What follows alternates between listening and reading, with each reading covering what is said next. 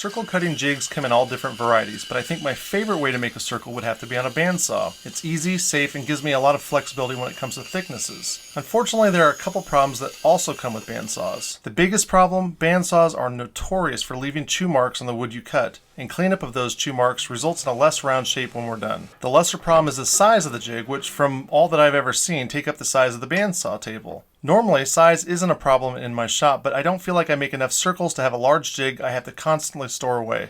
Let me show you my solution to both of these problems.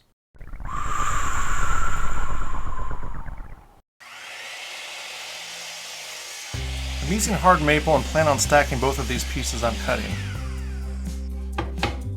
These next circles are mostly for aesthetics, but reduce the size and weight of this jig. My goal was to decrease the footprint as much as I could.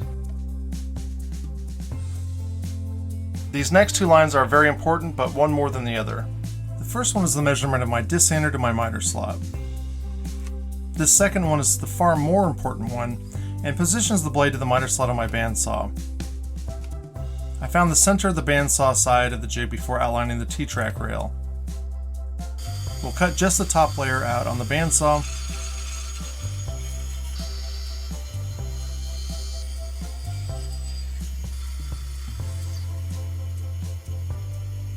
and bring it back to the second half where we'll trace the top to the bottom. I cut both of these holes out at 1 1/4 inches, and they'll be used as access holes to the knurled nut we'll install later. Since the T-track we install will have a knurled nut that will ride on the track, we'll need to cut an even deeper channel in the base to allow for the added height. I press the Forstner bit in again to mark where the hole will need to be drilled to connect the jig to the miter slot through a long slot bar. After I cut the T-track to size, I mixed up some 5-minute epoxy and used it to glue the T-track while using wood glue to glue the jig together. If you haven't used a silicone brush like this one, I'll have a link in the description. They're amazing.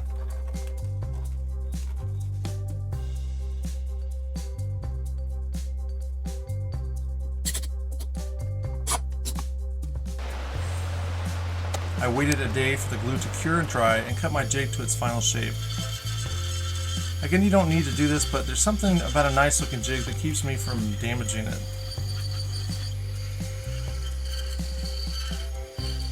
I sanded the edges down, being careful not to sand the face of the jig. We still need those markings.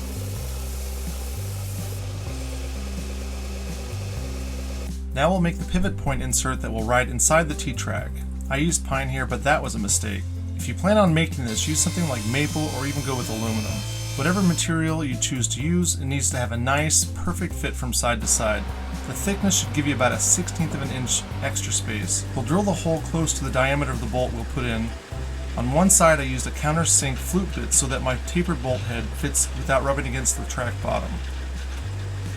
I used a handsaw and cut it to its final size. After sliding the number 6 bolt in the insert, I slid it in and put a number 6 fender washer on and the knurled nut on top. A pivot point can be done in 2 different ways. The first way is to cut and grind the end into a point, which will allow the wood you plan on cutting to spin in a divot in the wood. The other way is to drill a hole all the way through your project and add a knob on the other side. This jig can easily do both. Remember these marks I made earlier? We'll use a 1/4 inch bit and drill out both marks. Now we'll make something called a long slot bar. We'll measure the width of our miter slot and make sure we're as accurate as we can be on the table saw. I use pine and don't recommend any hardwoods as you'll want the wood to expand easily when you turn the nut above. Since we're only cutting a piece of the width of the jig, I stopped the saw halfway in and waited for the saw to turn off before removing the wood. Then I set my table saw for the width of the miter slot and repeated the procedure using a handsaw to cut the piece free.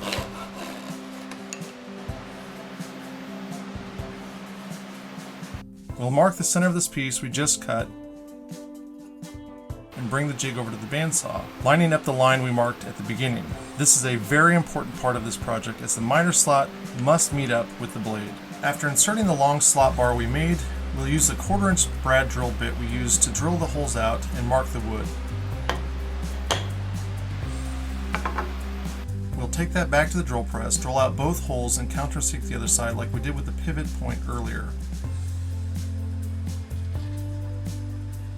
We'll need to now cut out expansion slots with our bandsaw.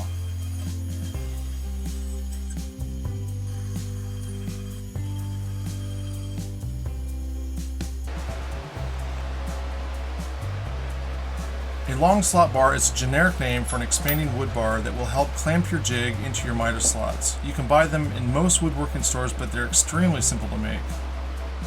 Now we'll cut off the excess part of the bolt so that our projects won't bump into them. After we cut them off, we'll install them again into our jig. We'll put the jig back into the bandsaw and line up the blade once again to the mark we made at the beginning. This line should line up automatically. We'll cut down our line and stop when the pivot point is in a direct line. This is where it needs to be any time we cut a circle.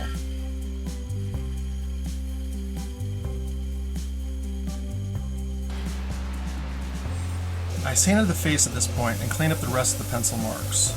This next part isn't crucial, but it is really helpful in getting an accurate cut with the bandsaw. If you don't have one of these steel rulers, I'll also have that in my description. They're excellent for just about any jig as well as for just marking things. It's important that we place the ruler exactly on the inside edge of the bandsaw blade, as close as 0 can be. If you were wondering why my holes weren't symmetrical, it was to accommodate this idea. We'll trace the ruler and use a utility or X-Acto knife to mark the perimeter.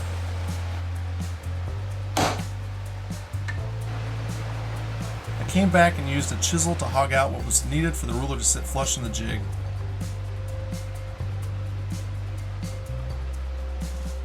I finished by mixing a little 5-minute epoxy and held it in place until it had set up.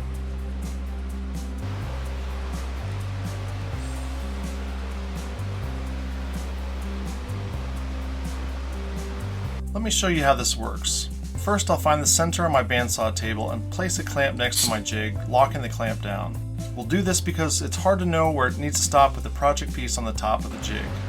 I'll use a compass to find my center on my workpiece. Once I find my radius, I'll transfer it over to the jig, placing one point on the cut area created by the bandsaw and one point on the adjustable pivot point. After tightening the pivot point, I'll simply place the bandsaw jig onto my project, something I find to be much easier than trying to bend over and find on my bandsaw table. Back at the bandsaw table, I'll slide it back into the miter track and cut until I reach the clamp. I'll remove the project and tighten down the knurled nuts, locking the long slot bar into the miter slot. Putting the project back into place is incredibly easy at this point, as the jig will make it easy to line it up. From there, you finish the cut.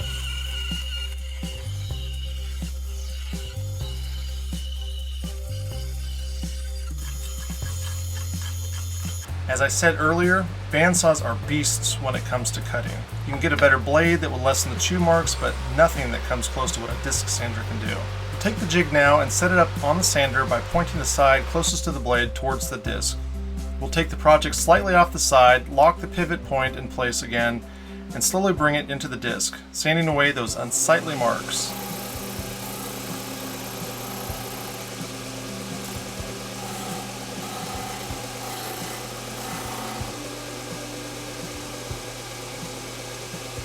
And when I'm done with the jig, I'll hang it up easily on the side of the bandsaw where it'll be the next time I need to cut a circle. Wait! Before you go, check out my friend Rob Troutvetter's channel at the end of this video. He has been a great source of inspiration for me, and he runs a good channel. Thank you for watching. If you like this video, give us a thumbs up and subscribe if you haven't already. Tell me what you think of this jig and if you might consider making it yourself. Follow me on Instagram at MakeThingsWithRob. And remember to keep making things.